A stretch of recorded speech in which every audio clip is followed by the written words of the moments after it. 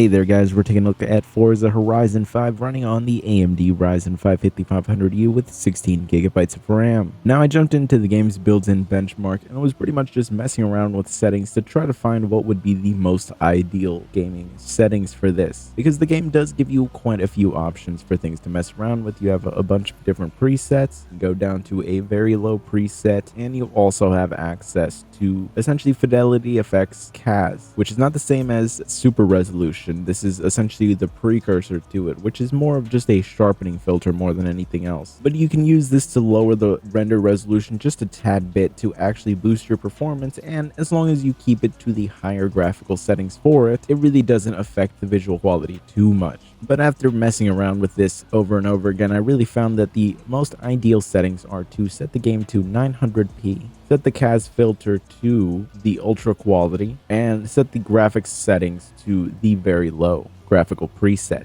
And doing all this pretty much ended up netting us the best averages and 1% lows that we were going to get out of this without really destroying the visuals completely. I was really mostly aiming for a 60 FPS average here though, so if you're someone that can tolerate a 30 FPS average, you can of course turn up the graphical settings to get a better visual experience overall. But with these settings, this is the closest that we could really get to a 60 FPS average without having to drop down to 720p. And you'll see that overall the averages are pretty solid, and the 1% lows are not dipping down anywhere low that I would say it's detrimental to the gaming experience. And this is at, of course, the stock 15 watt TDP. And you'll see that the RAM usage also is relatively high here in the sense that we're using almost 8 gigabytes, but in a 16 gigabyte system, this is really nothing at all. It's just if we were limited to 8 gigabytes, this would be a pretty brutal situation. But really, these are the recommended settings that I would go with, and I'll show you what it's like in the actual game. You'll see here that pretty much the level of performance that we're going to be getting throughout the majority of the game is going to be pretty solid. Here in the middle of a race, we're getting a 60 FPS average, 1% lows that are dropping down into the 40s, which is more than consistent enough. You'll see that the frame times themselves are relatively smooth. You'll have the occasional spike here and there, but it's nothing substantial. And really overall, this was a very enjoyable experience, and you can completely get away with playing the entirety of the game like this. You're gonna have a blast. It really was a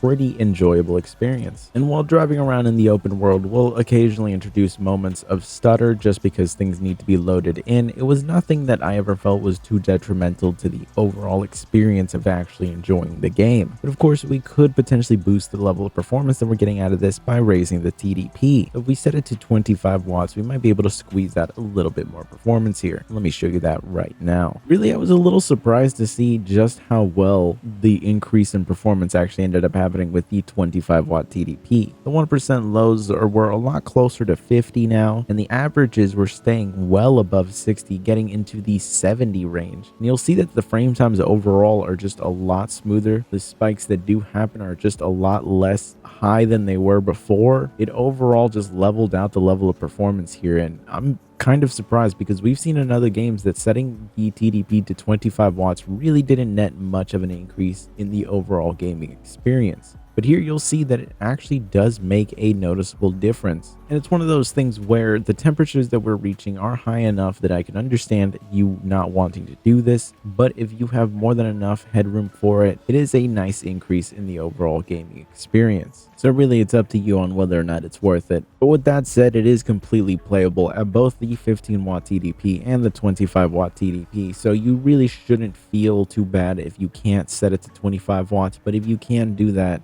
there are some nice performance increases to be seen there, and you'll see there will be occasionally still moments where there will be stutter, but it's nothing too bad and it recovers a lot better than the 15 watt TDP does. And I'm wondering if this just has to do with the fact that this is a DirectX 12 game that doesn't have it poorly implemented, that actually led to it performing better with the higher TDP, where it's just able to utilize that extra headroom a lot more efficiently. Overall though, I'm very happy to see how this game performs on this system, and I will catch you guys in the next one.